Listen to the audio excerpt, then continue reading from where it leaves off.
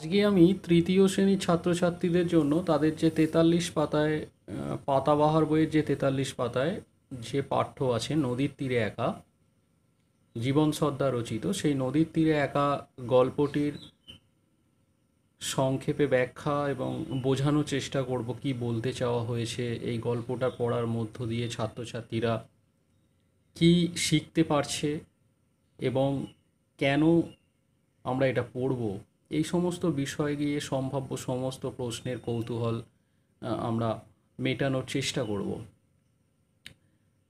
প্রথমেই বলে রাখি যে আমরা বাংলা যখন পড়তে আসি তখন তার যে লেখক, অর্থাৎ কোনো গল্পের বা কোনো পাঠ্যের লেখক, তার জীবন সম্পর্কে আমাদের একটুখানি ধারণা তৈরি হয়ে নেওয়া ভালো। কারণ আমরা তার সম্পর্কে যদি জেনে যাই তিনি কেমন ধরনের কেমন প্রকৃতির লেখক, তাহলে তার লেখাগুলো পড়তে আমাদের কিন্তু বেশ বুঝতে সুবিধা হয়। তো জীবন সর্দার সম্পর্কে তোমাদের পাঠ্যে যা আছে সেটা আমরা গিয়ে দেখি এবং বোঝার চেষ্টা করি মানুষটি কেন। জীবন সর্দার, যার প্রকৃত নাম সুনীল বন্দ্যোপাধ্যায়, তিনি ছদ্মনাম জীবন সর্দার দিয়ে গল্প বা বিভিন্ন কিছু লিখতেন। ছাত্রজীবন থেকেই ভারতের বিভিন্ন নদী নালা পাহাড় জঙ্গলে ঘুরে ঘুরে প্রকৃতির পাঠ নিতেন এবং একই সঙ্গে সেই সমস্ত বিষয় সম্পর্কে ধারণা তৈরি করে ছোটদের জন্য লেখালেখি করতেন। সত্যজিৎ রায় একজন বিখ্যাত চলচ্চিত্রকার ও লেখক শিল্পী। তার সম্পাদিত সন্দেশ নামক পত্রিকায় সেখানেও ধারাবাহিকভাবে ছোটদের জন্য প্রকৃতি পরিয়ার দপ্তর বলে একটা দপ্তর, একটা মানে ছোটদের জন্য প্রকাশিত হতো, সেখানেও তিনি ধারাবাহিকভাবে জীবন সর্দার নামে লিখতেন। তার উল্লেখযোগ্য বই পাখি সব, পাখির কাহিনী, প্রাণী ও প্রকৃতি, প্রকৃতির আঙিনায়, এই সমস্ত বই তিনি লিখেছেন। পেয়েছেন গোপাল ভট্টাচার্য স্মৃতি পুরস্কার, যেটি পশ্চিমবঙ্গ রাজ্য সরকার প্রকৃতি পড়ুয়া বা প্রকৃতি সম্পর্কিত লেখালেখির জন্য যে পুরস্কার দেওয়া হয় সেই পুরস্কারে তিনি ভূষিত হয়েছেন। অতএব বুঝতেই পারা যাচ্ছে সুনীল বন্দ্যোপাধ্যায় জীবন সর্দার ছদ্মনামে লিখতেন এবং তার জীবনের বেশিরভাগ সময়টাই বিভিন্ন অঞ্চলের নদীনালা পাহাড় জঙ্গল অর্থাৎ প্রকৃতির যে সমস্ত বিষয়বস্তু সেগুলো সম্পর্কে তিনি জানার চেষ্টা করতেন, কৌতূহলী ছিলেন এবং সেগুলোই বাচ্চা বা শিশুদের জন্য তিনি লিখে গেছেন।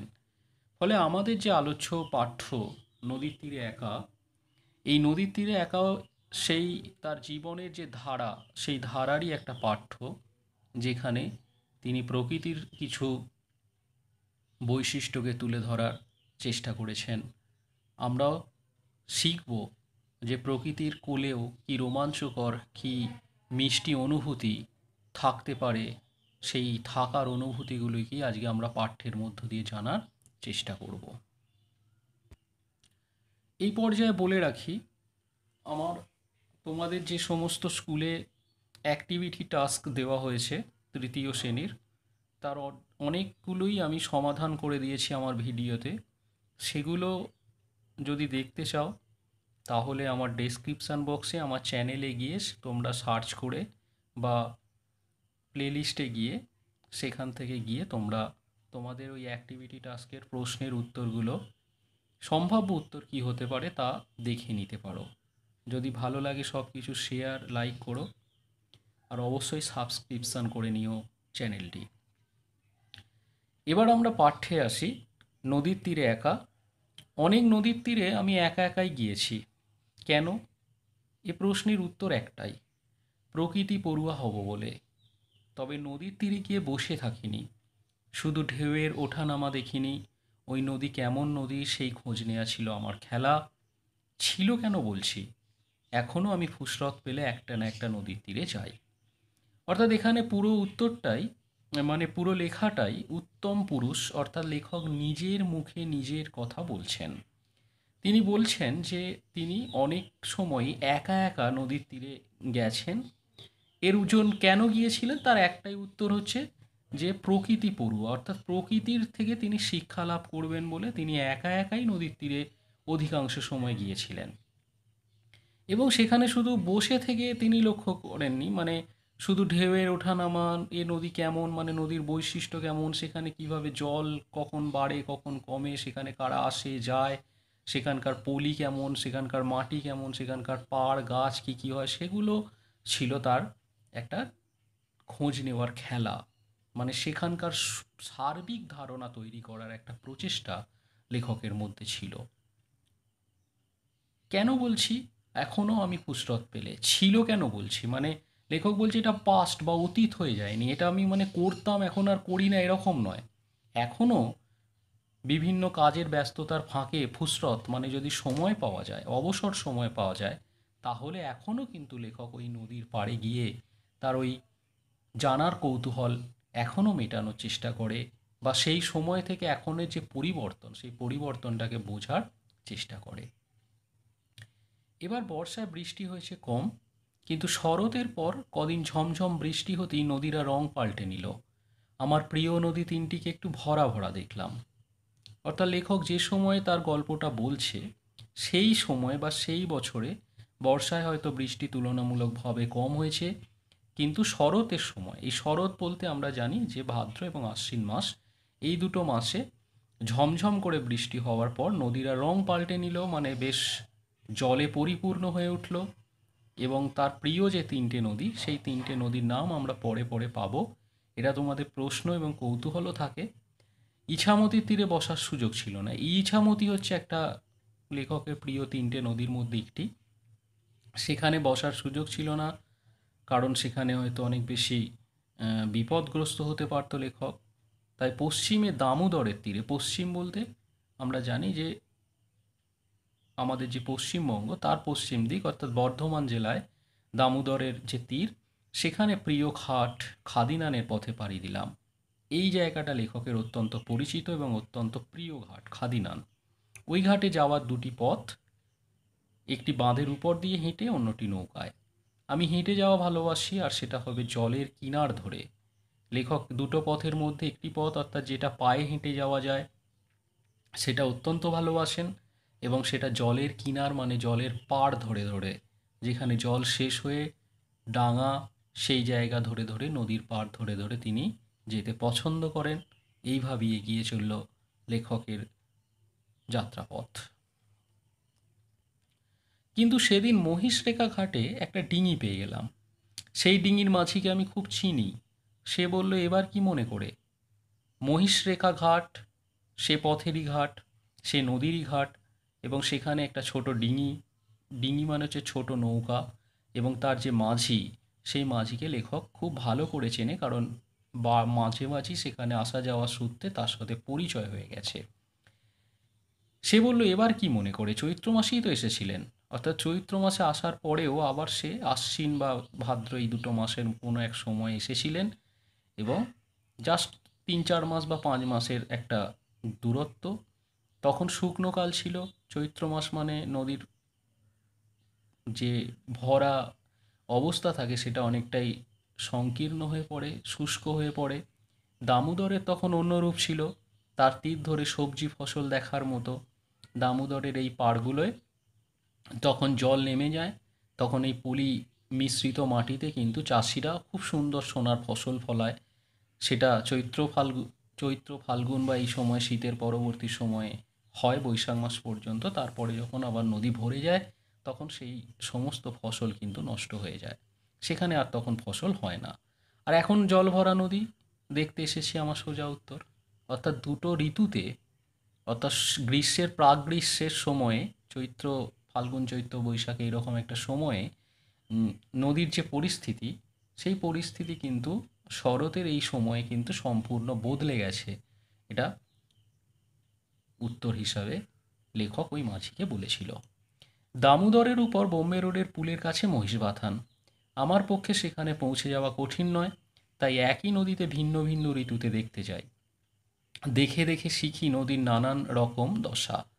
অর্থাৎ দামোদরের উপর বোম্বে রোড, সেখানে পুল মানে সেতু, তার কাছে মহিষবাথান, সেখান থেকে নদীর কাছে পৌঁছানো খুব একটা সহজ পথ, এবং সেখানে ভিন্ন ভিন্ন ঋতু, অর্থাৎ ভিন্ন ভিন্ন ঋতু বলতে আমরা জানি যে পশ্চিমবঙ্গে 6টি ঋতু, এবং তার 6টি ঋতুর বৈশিষ্ট্য সম্পূর্ণ সম্পূর্ণ আলাদা, এবং সেখানে নদীরও চরিত্র বা নদীর যে জলের যে পরিমাণ সেটাও কিন্তু পরিবর্তন হয়, তার আশেপাশের মানুষদের জীবনযাত্রারও পরিবর্তন হয়। সেইগুলোই প্রতিনিয়ত দেখার জন্য, পর্যবেক্ষণ করার জন্য লেখক প্রত্যেকটা ঋতুতে সেখানে যাওয়ার চেষ্টা করে। ডিঙিতে বসে মাঝিকে বললাম, মনু, নৌকো খুলতে হবে না, এসো বসি, দুজনে নদীর কাছে বসে নদীর কথা বলি। মনু আমার মুখোমুখি বসলো। বললাম, দামোদরে এখন জোয়ার ভাটা খেলে না, রূপনারায়ণ ইছামতি দুই নদীতে জল বাড়ে কমে জোয়ার ভাটা হয়। তাহলে তাদের যে পরিবর্তন, অর্থাৎ নদীর যে পরিবর্তন, সময়ের সাথে সাথে পরিবর্তন হয়েছে। মনু অনেক দিন ধরে এই নৌকা চালাচ্ছে, ফলে নদীর সঙ্গে তার একটা আত্মিক সম্পর্ক তৈরি হয়েছে, সে জানে নদীর সম্পর্কে অনেক বেশি। তো তার সঙ্গে কথা বলে সে জানলো দামোদরে এখন আর জোয়ার ভাটা খেলে না, অর্থাৎ দামোদরে জল ওই প্রতি বছর আসা যাওয়া বা বাড়া কমা পড়ে না। যারা গঙ্গাকে দেখেছো কাছ থেকে তারা জানো যে গঙ্গায় জোয়ার ভাটা খেলে যেমন, সেরকম কিন্তু দামোদরে হয় না। দামোদরে সাধারণত বর্ষায় নদী স্ফীত হয় এবং অন্যান্য সময় নদীর জল কমে যায়। রূপনারায়ণ এবং ইছামতি এই দুটো জলে কিন্তু জোয়ার ভাটা হয়। তাহলে এখান থেকে আমরা আগে একবার জানলাম যে লেখকের 3টে প্রিয় নদী। এখানে দেখো, এখান থেকে দামোদর, রূপনারায়ণ আর ইছামতি, এই 3টে হচ্ছে নদী লেখকের প্রিয় নদী। ভাটা তো লেগেই আছে, বাঁধের উপরে বাঁধের জল ছাড়লেই হৈ হৈ করে জল নেমে আসে, নইলে ভাটায় ঢিলা থাকে, কিন্তু জোয়ারের জল কেরামতি দেখাতে পারে না। তাহলে এই নদীগুলো নাব্যতায় এসে যাচ্ছে, আর যাওয়ার ফলে বর্ষার সময় ছাড়া তেমনভাবে নদীর চারিত্রিক রূপ গুরুত্বপূর্ণ থাকে না। অর্থাৎ বাঁধের জল যখন হৈ হৈ করে ছেড়ে দেয়, বাঁধ বলতে আমরা জানি যে বিভিন্ন ব্যারেজ থেকে দুর্গাপুর, ম্যাসেঞ্জার বা বিভিন্ন যখন এই সমস্ত বাঁধ যেগুলো আটকে রেখে দেয় বর্ষার জলকে, ছাড়লে তখন নদীর মধ্যে একটা আহ, বিভিন্ন রকমের পরিবর্তন লক্ষ্য করা যায়। তাছাড়া সেরকমভাবে নদীর মধ্যে সেরকম কিছু পরিবর্তন থাকে না। কেন? কেন আবার? নদীর মুখে গেট আছে না, ওই গেট দিয়ে গঙ্গার জল আসা যাওয়া ঠিক হয়। অর্থাৎ জোয়ারকে কন্ট্রোল করার জন্য বা নিয়ন্ত্রণ করার জন্য নদীর মুখে গেট তৈরি করে দিয়েছে। এই গেটে নদীর জল কে আটকে রাখা হয়। তাই সেখানে নদীর ওই জোয়ার ভাটার যে কেরামতি সেটা কিন্তু সম্ভব হয় না। ঠিক তা দেখেছি আমি, কিন্তু তাতে অসুবিধা কি? চাষের কাজ, মাছ ধরার কাজ এসব তো কম হয় না। হ্যাঁ, লেখক এই সম্পর্কে জানে, এবং তাতে অসুবিধাও কিছু হয় না। কারণ আমরা জানি এই জলগুলোকে পরবর্তী সময়ে সময়ে চাষের কাজে ব্যবহার করা হয়। যখন নদীতে বর্ষার বা আশেপাশের অঞ্চলে বর্ষায় কম জল হয়, তখন এই জমা জলকে ছেড়ে সেখানে চাষের কাজে ব্যবহার করা হয়। সেই সময় মাছ ধরাও হয়, বা ওই বাঁধের চারপাশে জলকে আটকে রেখে সেখানে মাছ ধরার পরিকল্পনা এখন বিভিন্নভাবে করা হচ্ছে, মাছ চাষ করা হচ্ছে। সেগুলো বেশ গুরুত্বপূর্ণ হয়ে উঠেছে এই সময় পর্বে। তো আজকে আমরা এইটুকুই বললাম। পরের ভিডিওয়ে আমরা বাকিটা আলোচনা করব, তারপরে প্রশ্ন উত্তরে যাব। যদি কোনো বুঝতে কারো অসুবিধা হয় অবশ্যই জানিও।